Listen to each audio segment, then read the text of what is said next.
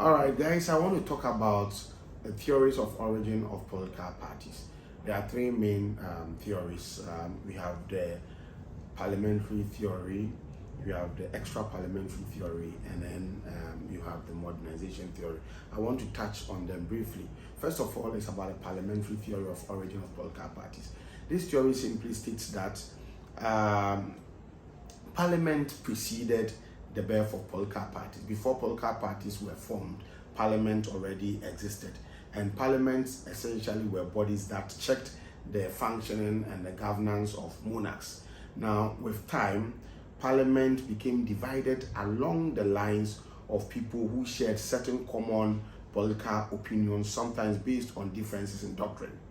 A similar ideological division in the broader society led to the formation of electoral committees to ensure that each electoral committee helped in the election of its political persuasions to parliament.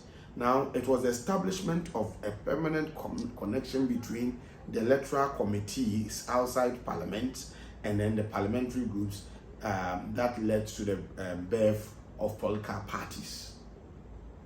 So, Parliament existed to check the functioning and governance of monarchs.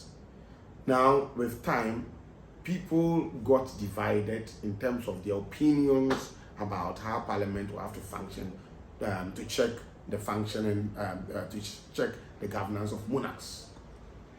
Now, because of the division on the floor of Parliament, it translated or it led to a similar division among groups outside Parliament. Now, so the groups outside Parliament decided to form electoral committees so that these electoral committees would help in electing people who believed in the opinion of the various electoral committees. Now, the establishment of a linkage between the parliamentary groups and then the electoral committees, naturally led to the birth and formation of political parties, so that the electoral committees translated themselves into political parties to ensure that people they elected to parliament always subscribe to the views that they held outside parliament.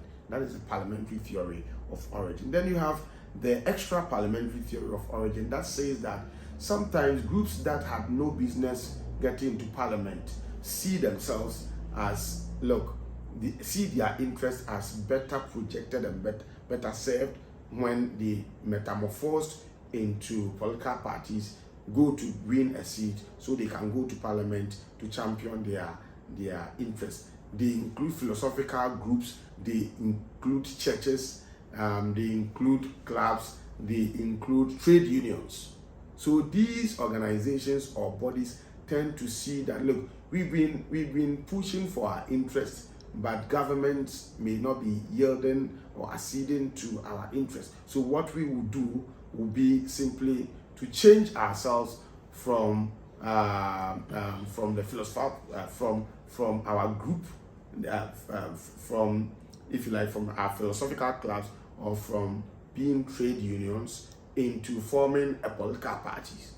And once a political party is formed and we are able to put out our candidate and our candidate wins, our candidate is able to better champion our interests. If you go to Europe, there are so many political parties that have been formed, and they were formed by groups that previously had no political ambition, but later they realized that their interests will be better served should they metamorphose into political parties. If you go to Britain, the British Labour Party is an example of a party that originated from the lenses of the extra-parliamentary theory of origin of political parties. Then there is also the modernization theory.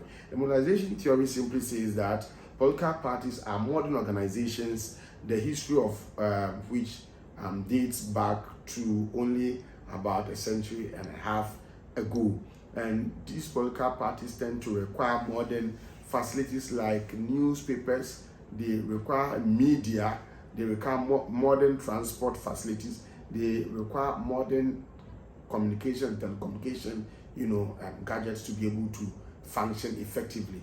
And so the proliferation of these modernities i.e. media, transport, communications, etc., led naturally to the formation of, facilitated the formation of political parties. So we have the parliamentary theory of origin, we have the extra-parliamentary theory of origin, and then we have the modernization theory of origin of political parties. I'll talk about parties and party systems in the next lecture.